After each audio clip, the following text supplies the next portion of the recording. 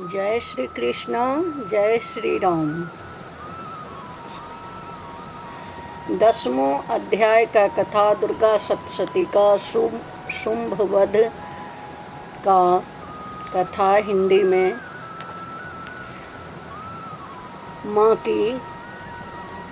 माँ बोली, मैं मस्तक पर अर्धचंद्र तथा धारण करने वाली शिव शक्ति स्वरूपा भगवती कामेश्वरी हृदय में चिंतन करता हूँ।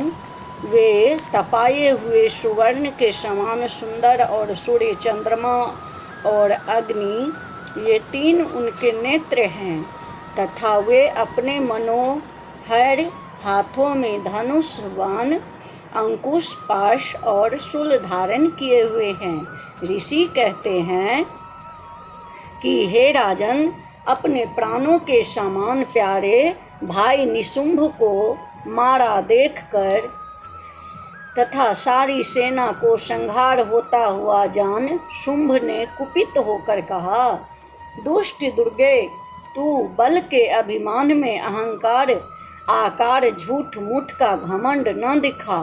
तू बड़ी माननी बनी हुई है किंतु दूसरी स्त्रियों के बल का सहारा लेकर लड़ती है। देवी बोली, अरे ओ दुष्ट, मैं अकेली ही हूँ। इस संसार में मेरे सिवा दूसरी कौन है? देखिए, मेरी ही विभूतियाँ हैं, अतः मुझ में ही प्रवेश कर रही है। तदंतर ब्रह्मानी आदि समस्त देवियाँ अंबिका के शरीर में लीन हो गई। उस समय केवल अंबिका देवी ही रह गई थी। देवी बोली, मैं अपनी ऐश्वर्य शक्ति से अनेक रूपों में यहाँ उपस्थित हुई थी। उन सब रूपों को मैंने समेट लिया। अब अकेली हूँ, युद्ध में खड़ी हूँ, तुम भी स्थिर हो जाओ। ऋषि कहते हैं, तदंतर देवी और शुंभ दोनों में सब देवताओं तथा दानवों के देखते देखते भयंकर युद्ध छिड़ गया। बाणों की वर्षा तथा तीखे शास्त्रों एवं दारुण अस्त्रों के प्रहार के कारण उन दोनों को युद्ध सबके लोगों के लिए बड़ा भयानक प्रतीत हुआ। उस समय अंबिका देवी जी ने जो सैकड़ों दिव्य अस्त्र छोड़े हुए, उन्हें दैत्यराज शुंभ ने उनके निवारक अस्त्रों द्वारा काट डाला। इसी प्रकार शुंभ ने भी जो दिव्य अस्त्र चलाए, उसे परमेश्वरी ने भयंकर हुंकार शब्दों के उच्चारण आदि द्वारा खिलवाड़ में ही उन्हें नष्ट कर डाला। तब उस असुर ने सैकड़ों बाणों से देवी को आच्छादित कर दिया। यह देख क्रोध में भरी हुई उन देवी ने भी बाण मारकर उसका धनुष काट डाला। धनुष कट जाने पर फिर दैत्यराज शक्ति हाथ में ली, किंतु देवी ने चक्र से उसके हाथ की शक्ति को भी काट गिराया। तत्पश्चात दैत्यों के स्वामी शुंभ ने 100 चांद वाली चमकती हुई ढाल और तलवार हाथ में ले उस देवी पर धावा किया। उसके आते ही चंडिका ने अपने धनुष से छोड़े हुए तीखे बाणों द्वारा उसकी सूर्य किरणों के समान उज्ज्वल ढाल और तलवार को तुरंत काट दिया। फिर उस दैत्य घोड़े और सारथियों को मारे गए। धनुष तो पहले ही कट चुका था। अब उसने अंबिका को मारने के लिए उद्धत हो भयंकर मुग्दर हाथ में लिया। उसे आते ही देख देवी ने अपने तीक्ष्ण बाणों से मुग्दर भी काट डाला। इस पर भी वह असुर मुक्का तान कर बड़े वेग से देवी के ओर झपटा। उस दैत्यराज ने देवी के छाती में मुक्का मारा। तब उन देवी ने भी उसकी छाती में एक चाटा जड़ दिया।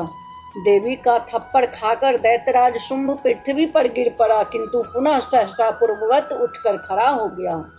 फिर वह उछला और देवी के ऊपर ले जाकर आकाश में खड़ा हो गया। तब चंडिका आकाश में भी बिना किसी आधार के ही शुंभ को साथ युद्ध करने लगी। उस समय दैत्य और चंडिका आकाश में एक दूसरे से लड़ने लगे।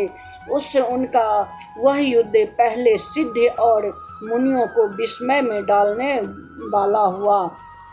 फिर अंबिका ने शुंभ के साथ बहुत देर तक युद्ध करने के पश्चात उसे उठाकर घुमाया और पृथ्वी पर पटक दिया। पटके जाने पर पृथ्वी पर आने के बाद वह दुष्ट आत्मा दैत्य पुनः चंडिका के वध करने के लिए उनके ओर बड़े वेग से दौड़ा। तब समस्त दैत्यों के राजा शुंभ को अपनी ओर आते देख देवी ने त्रिशूल से उसके छाती छेद कर उसे पृथ्वी पर गिरा दिया। देवी के शूल से धार से घायल होने पर उसके प्राण पखेरु उड़ गए और वह समुद्रों, द्वीपों तथा पर्वतों सहित समूची पृथ्वी को कांपता हुआ भूमि पर खड़े पड़ा। तदंतर उस दुरात्मा के मारे जाने पर संपूर्ण जगत प्रसन्न एवं पूर्ण स्वस्थ हो गया तथा आकाश स्वच्छ दिखाई देने लगा।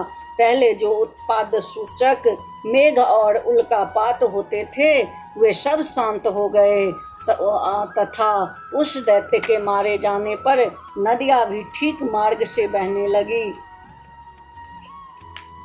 उस समय शुंभ की मृत्यु के बाद संपूर्ण देवताओं का हृदय हर्ष से भर गया और गंधर्व मधुर गीत गाने लगे। उससे दूसरे गंधर्व बाजा बजाने लगे और अप्सराएं नाचने लगी। पवित्र वायु बहने लगी। सूर्य के प्रभाव उत्तम हो गई। अग्निशाली बुझी हुई आग अपने आप प्रज्वलित हो उठी तथा संपूर्ण दिशाओं के भयंकर शब्द शांत हो गए। बोलिए जय श्री कृष्णा, जय श्री राम।